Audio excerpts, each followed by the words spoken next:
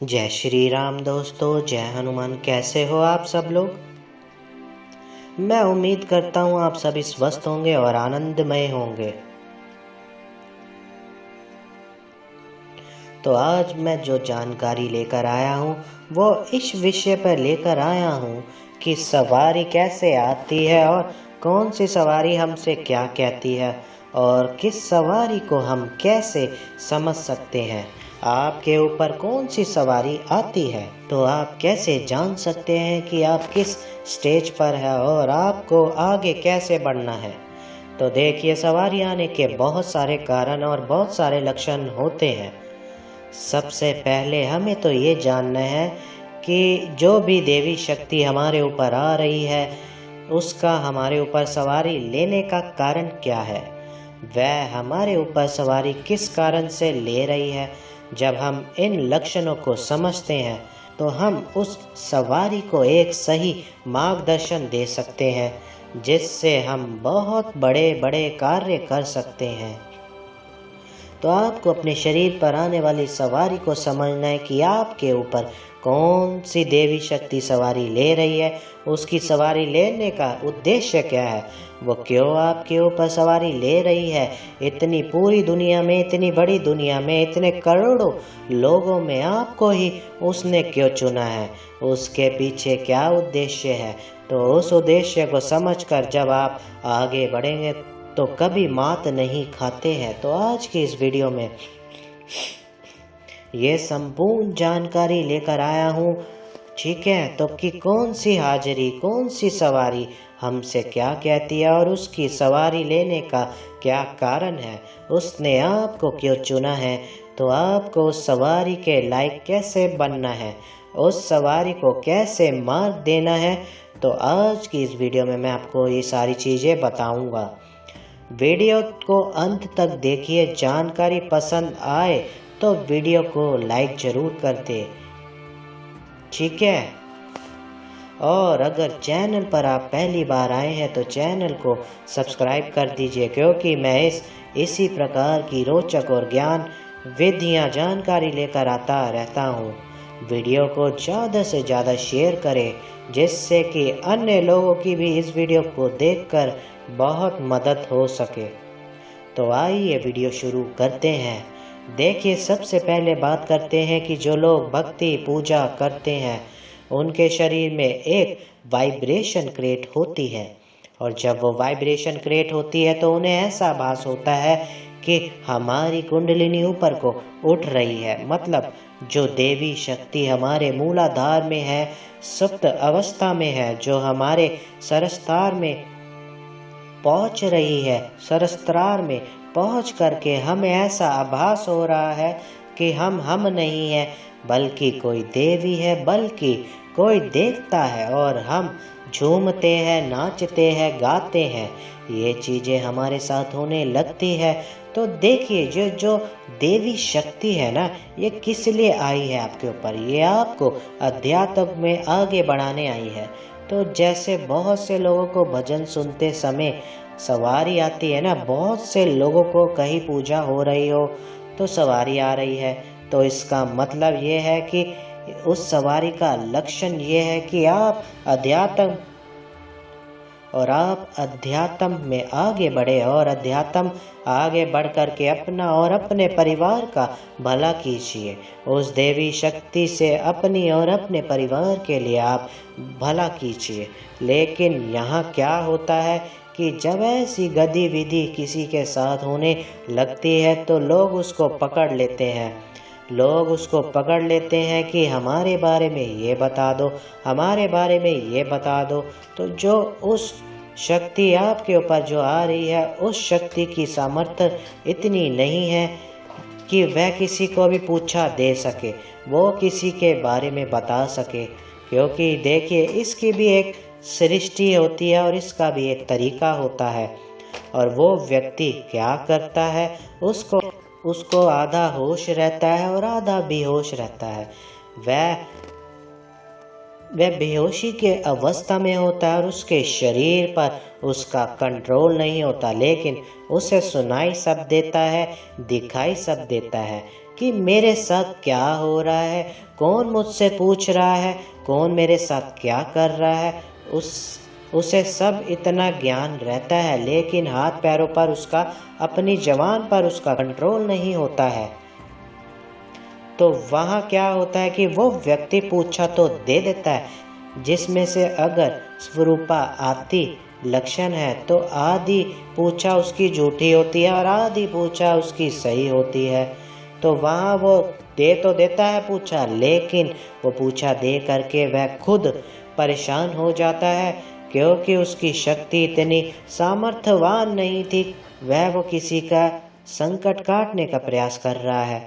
मान लो किसी को आपने मार्ग दिया और आपने तो उस मार्ग को देने के साथ वो शक्ति ने मार्ग दिया, और तो शक्ति के वचन झूठे नहीं हो सकते, तो उसके कर्म बंधन भी उस चीज़ से कटते हैं। और मान लो किसी के भाग्य में लिखा था कि उसके जीवन में 10 दिन दुख से कटेंगे, लेकिन वहाँ पर ही आपके ऊपर सवारी आई और आपने उसके सिर पर हाथ रख दिया और वह कह दिया कि जाओ खुश रहो। तो वो 10 दिन जो है उसका जो पाप कर्म का भोग था उस व्यक्ति का, वो फिर आपको भोगना पड़ता है। फिर आप कहते हो कि हम दूसरों का तो भला कर देते हैं, लेकिन हमारा बुरा हो जाता है। और वो कारण ये होता है कि तो ये जो शक्ति सवारी आती है, जिसके भी साथ आती है, जो भजन सुनते समय, पूजा करते समय, माला करते समय जिसके साथ ऐसी गतिविधि होती है, तो वो किसी को भी पूछा ना दिया करे, क्योंकि ये जो पहली सवारी जो ये आती है, ये इसको ज्ञान की आवश्यकता होती है। जब तक उसको मार्गदर्शन नहीं मिलता, इसको ये ज्ञान नहीं मिलता, तो ये आपके लिए ही परेशानी खड़ी कर सकती है। तो इसलिए जब भी आपको लगे कि हमारे ऊपर ये सवारी आने लग गई है, ये सवारी प्रारंभ हो गई है, तो हमेशा दरवाज़ा बंद करके आप पूजा पाठ कीजिए। हमेशा जहाँ ज़्यादा भजन बज रहे हो, बहुत ज़्यादा तेज़ आवाज़ में जहाँ संगीत चल रहा हो, भजन चल रहे हो, ऐसी जगह पर आप कम ठहरे, क्योंकि ये शुरुआती लक्षण होता है। और यहाँ सवारी जब आती है तो उसका ज्ञान की आवश्यकता है, और यदि आपको ज्ञान नहीं है तो या आप परेशानियों में खुद फंस सकते हैं। जो आपके ऊपर आ रही है वो देवी शक्ति है, और लेकिन उस देवी शक्ति के सामर्थ्य इतनी नहीं है। वो एक ज्योति पुंज है, वो आपकी परेशानियों को काट नहीं सकती है, दूसरों को मार्ग बता सकती है, लेकिन उस मार्ग बताने से जो उसके पाप कर्मों का भार जो आपके ऊपर आ रहा है, उस पाप कर्मों के भार से वो आपको नहीं बचा सकती। तो पहली सवारी तो ये होती है, अगर ऐसा किसी के साथ हो रहा है तो आप जितना हो उतना शांत रहो, मौन रहो। जो भी आपने कर्म करके वो शक्ति प्राप्त की है, उस कर्म को और बढ़ा दो, उस पूजा को और बढ़ा दो, उस भक्ति को और बढ़ा दो। और सबसे अच्छा ये है कि दुर्गा सप्तशती का पाठ करना प्रारंभ कर दो, जिससे कि यदि आपके साथ गलती से या किसी भी कारण बस ऐसा हो जाए कि आप कहीं रास्ते से जा रहे हैं और वहाँ कुछ ऐसी गतिविधि बनी, वहाँ कोई ऐसी प्रक्रिया बनी हो जहाँ आपके शरीर पर वो सवारी आ गई हो, आप उसको कंट्रोल नहीं कर पाए हो, और अनजाने में आपसे लोगों के लिए पूछा निकल गई, अनजाने में लोगों का आपने कुछ बता दिया, तो वहाँ से जो कर्मों का भार है वह आपके ऊपर नहीं आएगा। आप दुर्गा सप्तशती का पाठ अपना प्रारंभ कर दीजिए, क्योंकि दुर्गा सप्तशती में इतनी सामर्थ्य है। वो साक्षात पराशक्ति भगवती मूल प्रकृति है। वो उस सवारी को इतनी शक्ति प्रदान करती है कि आपके ऊपर कोई भी कर्मों का भार न चढ़े। तो ये तो होती है पहली सवारी। तो दूसरी सवारी वाले लोग भी होते हैं। दूसरी सवारी वाले लोग कैसे होते हैं? वो हाजिरी नहीं लेते, वो सवारी नहीं लेते। उनकी सवारी कैसे पता चलती है? तो उनकी आंखों पे आती है या उनके हाथों पर आती है। उनके हाथ एकदम से वाइब्रेशन होने लग जाते हैं, उनके पैर एकदम वाइब्रेट होने लग जाते हैं, उनकी आंखें एक तरफ देखती रह जाती है, बड़ी बड़ी मोटी मोटी आंखें हो जाती हैं। या किसी के कंठ पर आके भगवती बैठती है, जो वो बोलती है वो सत्य पत्थर की लकीर होती जाती है। या किसी के आज्ञा चक्र पे आके भगवती बैठती है और उसको सारा कुछ दिखाती है, या किसी के कान में भगवती की शक्ति बोलती है, तो एक ये भगवती का आना होता है। तो इसमें भी जो व्यक्ति होता है वो दूसरों को ठीक कर सकता है, दूसरों की परेशानी काट सकता है। इसमें जो भगवती आती है वो थोड़े कह सकते हैं कि 100 में से 50% उन लोगों पर आती है जिनकी भक्ति नियम से चलती है, जिनके मंत्र जाप चलते हैं, जिनके अंदर इतनी सात्विकता और पवित्रता होती है, वह वो उस शक्ति को किसी भी अंग पर धारण कर सकती है, वो शक्ति को कहीं भी स्थान दे सकती है। उनके अंदर इतनी ऊर्जा, इतनी सामर्थ्य होती है कि वो शक्ति को सही मार्गदर्शन स्वयं दे सकते हैं। यदि उनके कोई गुरु भी नहीं है तो वह स्वयं मार्गदर्शन दे सकते हैं। वो इतना ज्ञान उनके पास होता है कि भगवती कहाँ प्रदर्शन करना है और कहाँ नहीं करना है। वो शक्ति उनके इतने कंट्रोल में होती है, जिसके कारण से क्यों नहीं होती, क्योंकि उन्होंने अपने शरीर को तपाया है। उनके पास तप की शक्ति है, और जब तप की शक्ति होती है तो तप की जो शक्ति है अपरंपार होती है, और तप की शक्ति से बहुत कुछ प्राप्त किया जाता है। क्योंकि कहा जाता है तप अधा सब सृष्टि भवानी कर ही जाय, तप अस ही अजानी, तप बल रज प्रपंच विधाता, तप बल रच ही प्रपंच विधाता, तप बल विष्णु सकल जग त्राता, तप बल विष्णु सकल जग त्राता, तप बल शंभु करहि संघारा, तप बल शंभु करहि संघारा, तप बल शेष धरमहि बारा, तप आधार सब सृष्टि भवानी करहि जाय, तप अस ही अजानी।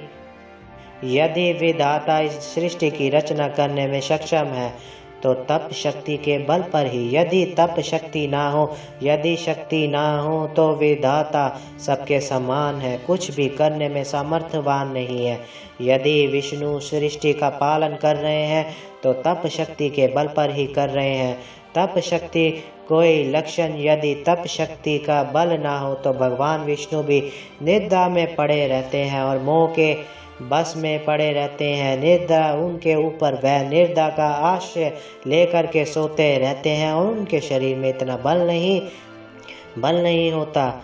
तो ये बल कहाँ से मिलता है? तप शक्ति से। अगर मेरी वीडियो आपको पसंद आई हो तो मेरी वीडियो को लाइक कीजिए, मेरे चैनल को सब्सक्राइब कीजिए और ज़्यादा से ज़्यादा शेयर कीजिए। जय श्री राम दोस्तों, जय हनुमान।